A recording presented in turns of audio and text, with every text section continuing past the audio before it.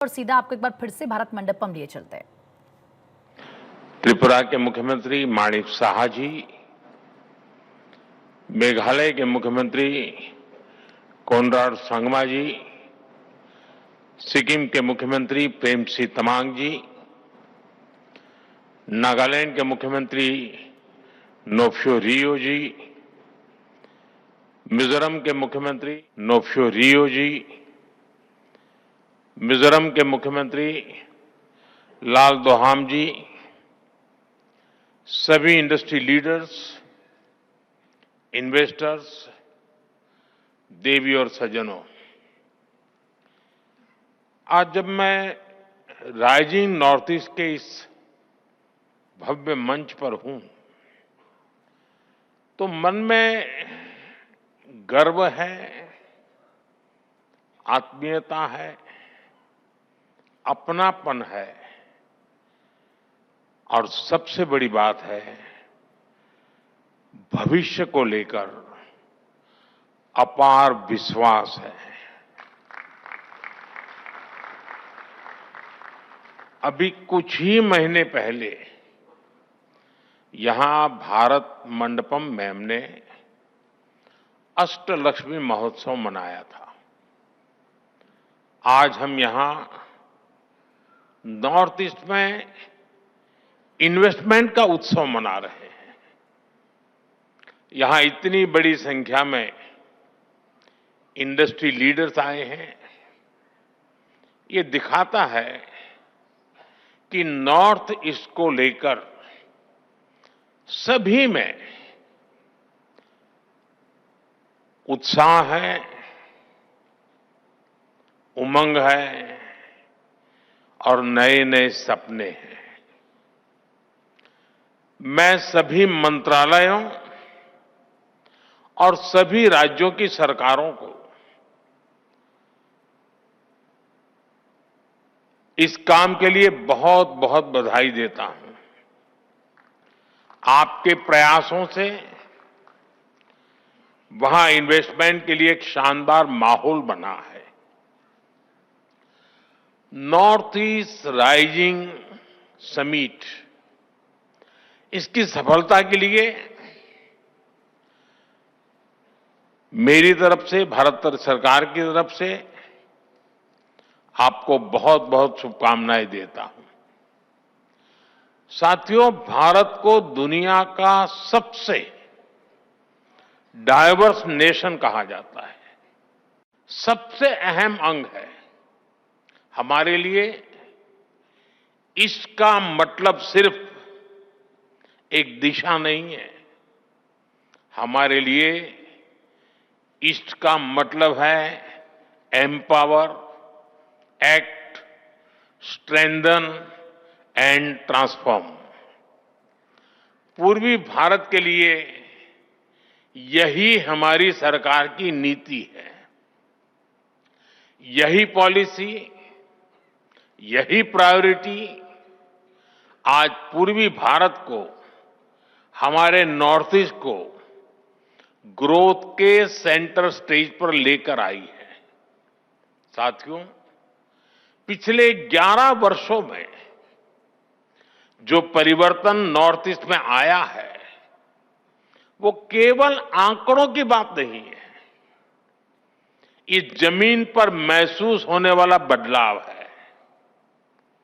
हमने north east के साथ केवल योजनाओं के माध्यम से रिश्ता नहीं जोड़ा, हमने दिल से रिश्ता बनाया है। ये आंकड़ा जो मैं बता रहा हूं ना, सुनकर के आश्चर्य होगा। 700 टाइम, 700 से ज्यादा बार हमारे केंद्र सरकार के मंत्री नॉर्थ ईस्ट गए हैं। और मेरा नियम जाकर के आने वाला नहीं था, नाइट स्टे करना कंपलसरी था। उन्होंने उस मिट्टी को महसूस किया, लोगों की आंखों में उम्मीद देखी और उस भरोसे को विकास की नीति में बदला। हमने इंफ्रास्ट्रक्चर को सिर्फ ईंट और सीमेंट से नहीं देखा, हमने उसे इमोशनल कनेक्ट का माध्यम बनाया है। हम लुक ईस्ट से आगे बढ़कर एक्ट ईस्ट के मंत्र पर चले और इसी का परिणाम आज हम देख रहे हैं। एक समय था जब नॉर्थ ईस्ट को सिर्फ फ्रंटियर रीजन कहा जाता था, आज ये ग्रोथ का फ्रंट रनर बन रहा है। साथियों, अच्छा इंफ्रास्ट्रक्चर टूरिज्म को अट्रैक्टिव बनाता है। जहां इंफ्रास्ट्रक्चर अच्छा होता है, वहां इन्वेस्टर्स को भी एक अलग कॉन्फिडेंस आता है। बेहतर रोड्स, अच्छा पावर इंफ्रास्ट्रक्चर और लॉजिस्टिक नेटवर्क किसी भी इंडस्ट्री की बैकबोन है।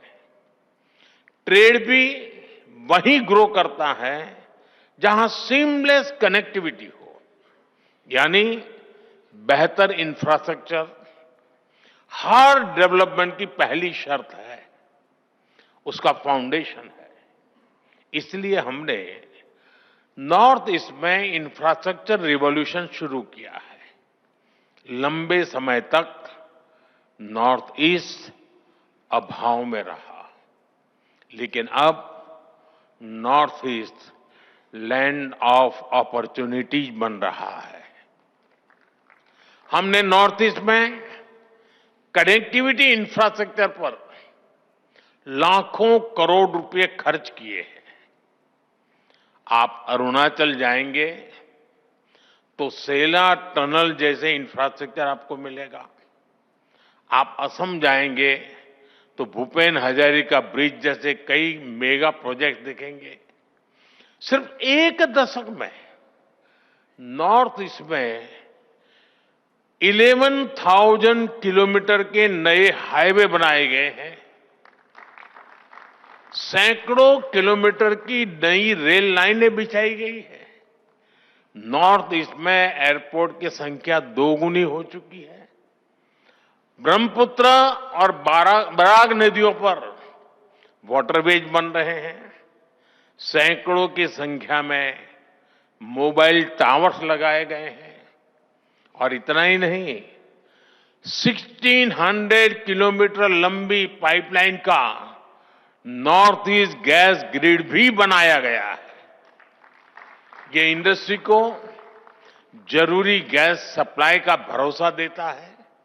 यानी हाईवेज, रेलवेज, वाटरवेज, हाईवेज, हर प्रकार से नॉर्थ ईस्ट की कनेक्टिविटी सशक्त हो रही है। नॉर्थ ईस्ट में जमीन तैयार हो चुकी है। हमारी इंडस्ट्रीज को आगे बढ़कर इस अवसर का पूरा लाभ उठाना चाहिए। आपको फर्स्ट मूवर एडवांटेज से चूकना नहीं है। साथियों, आने वाले दशक में नॉर्थ ईस्ट का ट्रेड पोटेंशियल कई गुना बढ़ने वाला है। आज भारत और आसियान के बीच का ट्रेड वॉल्यूम लगभग $125 बिलियन है। आने वाले वर्षों में ये $200 बिलियन को पार कर जाएगा। नॉर्थ ईस्ट इस ट्रेड का एक मजबूत ब्रिज बनेगा, आसियान के लिए ट्रेड का गेटवे बनेगा और इसके लिए भी हम जरूरी इंफ्रास्ट्रक्चर पर तेजी से काम कर रहे हैं। Bharat, Myanmar, Thailand trilateral highway से म्यांमार होते हुए थाईलैंड तक सीधा संपर्क होगा। इससे भारत की कनेक्टिविटी थाईलैंड, वियतनाम, लाओस जैसे देशों से और आसान हो जाएगी। Global health and wellness solution provider के रूप में स्थापित कर रहे हैं। Heal in India, heal in India का मंत्र ग्लोबल मंत्र बने, ये हमारा प्रयास है। नॉर्थ ईस्ट में नेचर भी है और ऑर्गेनिक लाइफस्टाइल के लिए एक परफेक्ट डेस्टिनेशन भी है। वहां की बायोडायवर्सिटी, वहां का मौसम वेलनेस के लिए मेडिसिन की तरह है। इसलिए हील इन इंडिया के मिशन में इन्वेस्ट करने के, मैं समझता हूं उसके लिए आप नॉर्थ ईस्ट को जरूर एक्सप्लोर करें। साथियों, नॉर्थ ईस्ट के तो कल्चर में ही म्यूजिक है, डांस है, सेलिब्रेशन है। इसलिए ग्लोबल कॉन्फ्रेंसेस हो, कॉन्सेंट हो या फिर डेस्टिनेशन वेडिंग्स, इसके लिए भी नॉर्थ ईस्ट बेहतरीन जगह है। एक तरह से नॉर्थ ईस्ट टूरिज्म के लिए एक कंप्लीट पैकेज है। आप नॉर्थ ईस्ट में विकास का लाभ कोने कोने तक पहुंच रहा है, तो इसका भी पॉजिटिव असर टूरिज्म पर पड़ रहा है। वहां पर्यटकों की संख्या दोगुनी हुई है और ये सिर्फ आंकड़े नहीं है, इससे गांव-गांव में होम स्टे बन रहे हैं। गाइड्स के रूप में नौजवानों को नए मौके मिल रहे हैं। टूर एंड ट्रैवल का पूरा इकोसिस्टम डेवलप हो रहा है। अब हमें इसे और ऊंचाई तक ले जाना है। इको टूरिज्म में, कल्चरल टूरिज्म में आप सभी के लिए निवेश के बहुत सारे नए मौके हैं। साथियों, किसी भी क्षेत्र के विकास के लिए सबसे जरूरी है शांति और कानून व्यवस्था। आतंकवाद हो या अशांति फैलाने वाले माओवादी, हमारी सरकार जीरो टॉलरेंस की नीति पर चलती है।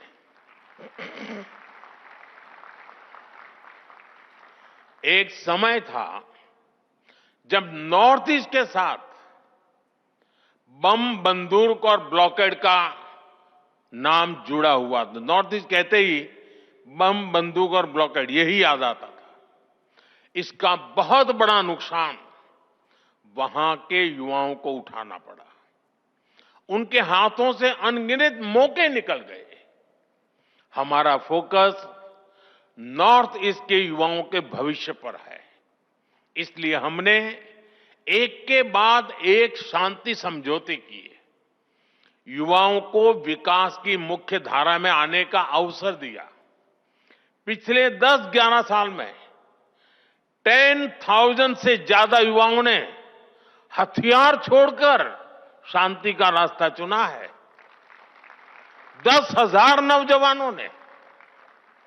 आज नॉर्थ ईस्ट के युवाओं को अपने ही क्षेत्र में रोजगार के लिए, स्वरोजगार के लिए नए मौके मिल रहे हैं। मुद्रा योजना ने नॉर्थ ईस्ट के लाखों युवाओं को हजारों करोड़ रुपए की मदद दी है। एजुकेशन इंस्टीट्यूट्स की बढ़ती संख्या नॉर्थ ईस्ट के युवाओं को स्किल बढ़ाने में मदद कर रही है।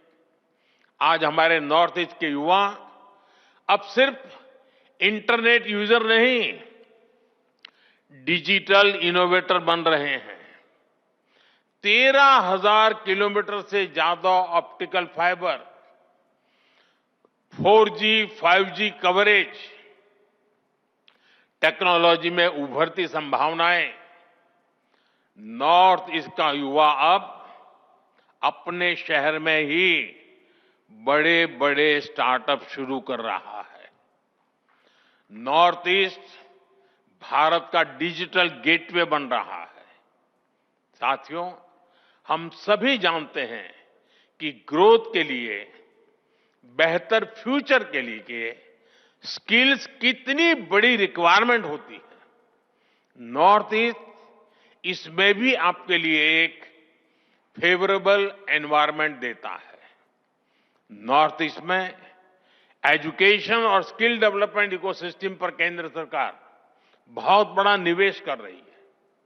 बीते दशक में 21,000 करोड़ रुपए से ज्यादा नॉर्थ ईस्ट के एजुकेशन सेक्टर पर इन्वेस्ट किए गए हैं। करीब 850 नए स्कूल बनाए गए हैं। नॉर्थ ईस्ट का पहला एम्स बन चुका है। 9 नए मेडिकल कॉलेज बनाए गए हैं। 2 नए ट्रिपल आईटी नॉर्थ ईस्ट में बने हैं। मिजोरम में Indian institute of mass communication का कैंपस बनाया गया। करीब 200 नए skill development institute north east के राज्यों में स्थापित किए गए हैं। देश की पहली स्पोर्ट्स यूनिवर्सिटी भी नॉर्थ ईस्ट में बन रही है। खेलो इंडिया प्रोग्राम के तहत नॉर्थ ईस्ट में सैकड़ों करोड़ रुपए के काम हो रहे हैं। 8 खेलो इंडिया सेंटर फॉर एक्सीलेंस और 250 से ज्यादा खेलो इंडिया सेंटर अकेले नॉर्थ ईस्ट में बने हैं। यानी हर सेक्टर का बेहतरीन टैलेंट आपको नॉर्थ ईस्ट में उपलब्ध होगा। आप इसका जरूर फायदा उठाएं। साथियों, आज दुनिया में ऑर्गेनिक फूड की डिमांड भी बढ़ रही है। होलिस्टिक हेल्थ केयर का मिजाज बना है और मेरा तो सपना है कि दुनिया के हर डाइनिंग टेबल पर कोई न कोई भारतीय फूड ब्रांड होनी ही चाहिए। इस सपने को पूरा करने में नॉर्थ ईस्ट का रोल बहुत महत्वपूर्ण है। बीते दशक में नॉर्थ ईस्ट में ऑर्गेनिक खेती का दायरा 2 गुना हो चुका है। यहां के हमारी टी, पाइन एप्पल, संतरे, नींबू, हल्दी, अदरक, ऐसी अनेक चीजें, इनका स्वाद और क्वालिटी वाकई अद्भुत है। इनकी डिमांड दुनिया में बढ़ती ही जा रही है। इस डिमांड में भी आपके लिए संभावनाएं हैं। साथियों, सरकार का प्रयास है कि नॉर्थ ईस्ट में फूड प्रोसेसिंग यूनिट्स लगाना आसान हो। बेहतर कनेक्टिविटी तो इसमें मदद कर ही रही है। इसके अलावा हम मेगा फूड पार्क्स बना रहे हैं, कोल्ड स्टोरेज नेटवर्क को बढ़ा रहे हैं, टेस्टिंग लैब की सुविधाएं बना रहे हैं। सरकार ने ऑयल पाम मिशन भी शुरू किया है। पाम ऑयल के लिए नॉर्थ ईस्ट की मिट्टी और क्लाइमेट बहुत ही उत्तम है। ये किसानों के लिए आय का एक बड़ा अच्छा माध्यम है। ये एडिबल ऑयल के इंपोर्ट पर भारत की निर्भरता को भी कम करेगा। पाम ऑयल के लिए फार्मिंग हमारी इंडस्ट्री के लिए भी बड़ा अवसर है। साथियों, हमारा नॉर्थ ईस्ट 2 और सेक्टर के लिए महत्वपूर्ण डेस्टिनेशन बन रहा है। ये सेक्टर है एनर्जी और सेमीकंडक्टर। हाइड्रो पावर हो या फिर सोलर पावर, नॉर्थ ईस्ट के हर राज्य में सरकार बहुत निवेश कर रही है। हजारों करोड़ रुपए के प्रोजेक्ट स्वीकृत किए जा चुके हैं। आपके सामने प्लांट्स और इंफ्रास्ट्रक्चर पर निवेश का अवसर तो है ही, मैन्युफैक्चरिंग का भी सुनहरा मौका है। सोलर मॉड्यूल्स हो, सेल्स हो, स्टोरेज हो, रिसर्च हो, इसमें ज्यादा से ज्यादा निवेश जरूरी है। ये हमारा फ्यूचर है। हम फ्यूचर पर जितना निवेश आज करेंगे, उतना ही विदेशों पर निर्भरता कम होगी। आज देश में सेमी कंडक्टर इकोसिस्टम को मजबूत करने में भी नॉर्थ ईस्ट, असम की भूमिका बड़ी हो रही है। बहुत जल्द नॉर्थ ईस्ट के सेमीकंडक्टर प्लांट से पहली मेड इन इंडिया चिप देश को मिलने वाली है। इस प्लांट ने नॉर्थ ईस्ट में सेमीकंडक्टर सेक्टर के लिए अन्य कटिंग एज टेक के लिए संभावनाओं के द्वार खोल दिए हैं। साथियों, राइजिंग नॉर्थ ईस्ट सिर्फ इन्वेस्टर समिट नहीं है, यह एक मूवमेंट है, ये कॉल टू एक्शन है। भारत का भविष्य नॉर्थ ईस्ट के उज्जवल भविष्य ही नई ऊंचाई पर पहुंचेगा। मुझे आप सभी बिजनेस लीडर्स पर पूरा भरोसा है। आइए एक साथ मिलकर भारत की अष्टलक्ष्मी को विकसित भारत की प्रेरणा बनाएं। और मुझे पूरा विश्वास है आज का ये सामूहिक प्रयास और आप सबका इससे जुड़ना, आपका उमंग, आपका कमिटमेंट आशा को विश्वास में बदल रहा है। और मुझे पक्का विश्वास है कि जब हम सेकंड राइजिंग समिट करेंगे तब तक हम बहुत आगे निकल चुके होंगे।